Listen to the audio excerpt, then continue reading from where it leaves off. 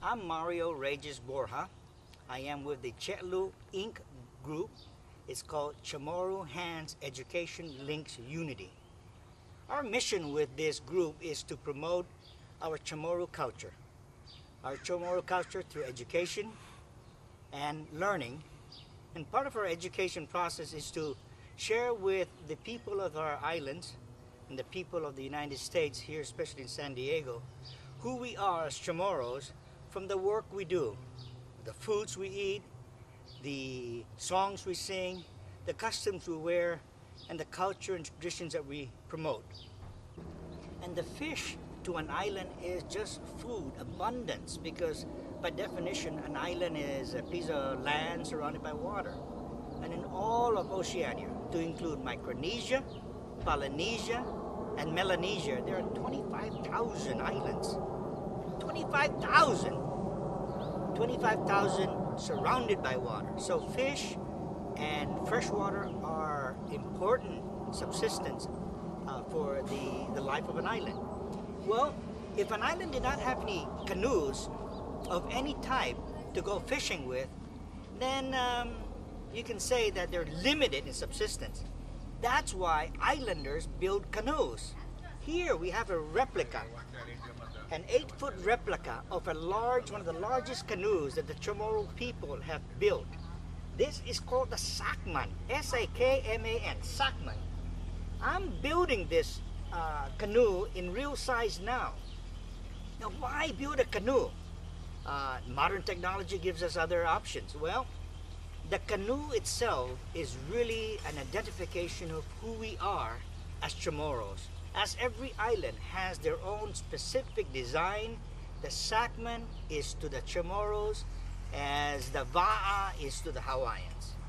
Now, this canoe, this single outrigger canoe, is so unique that it has been in literature called the flying proa.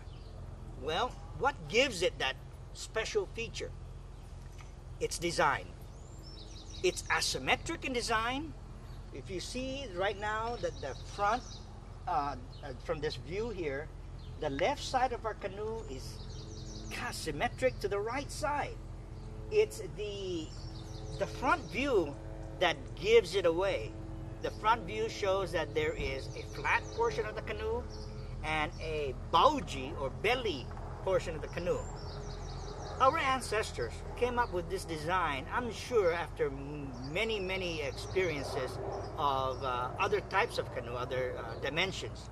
But this provided them the agility and the performance they needed. Now, there's a lot of physics that they, I'm sure, experienced, but never even equated and quantified. But now we today in 2010, we have the technology, we have the understanding to reason out why the design is of such design. It's asymmetric, flat on one side, bellied on the other side. And that's all the physics that we're going to go into. But basically is to maintain equilibrium of the canoe. Now, if you see the canoe here, there is an outrigger. It's a distance away. There is a sail. It's a distance up. When those two forces acting on each other equal each other, then the canoe is in harmony. Once the sail pressure increases, the canoe tips over. That's when the canoe becomes its best, because the outrigger is out of the water and it skims through the ocean, giving it its performance, its speed. People in the year 1568 have clocked this, and they came up, oh my gosh, it's going about 20 knots. 20 knots, that's 20 nautical miles per hour. That's more than 23 miles per hour in land issues. But can you imagine back in 1568, a canoe of such dimension, such design, would be flying through the ocean at 23 miles per hour or more? Well, it has. And this gives us, oh, so much identity that the Chamorros need to be proud of. They have to identify that in many years, long before the Spaniards came and colonized our islands, the Tautomona, the people of the land, had their own means of travel, their own means for fishing, and their own means of recreation. And it was the Sakman and the Galaidi and all the other canoes in between that gave them different sizes, different purposes. This huge canoe was even quoted by a gentleman in history books saying that any nation that is responsible for this technology should be so proud. Chamorros, people from the islands of Micronesia, Mariana Islands, should be so proud of this technology that we have been gifted. Back in 1742, a British commander named Lord Anson happened to be on the ship called the Centurion.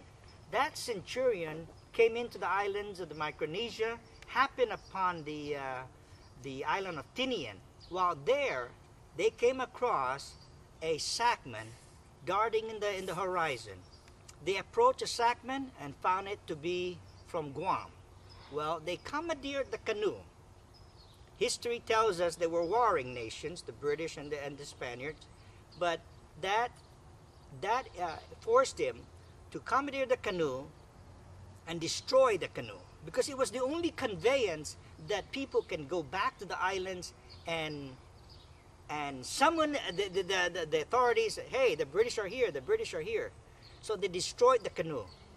But before he destroyed the canoe, he had his draftsman put together 3 engineering drawings: the front view, the side view, and the top view. Along with that, he gave us the scale, so that in the future, today, we can rebuild, we can make it larger and smaller. No other islands in the Micronesia, none other, have been gifted with these information: the front view, the side view, the top view, and the scale that Chamorros have. And with this gift, we are taking it one step further, not only to look and appreciate data, but to reuse the data and rebuild the canoe.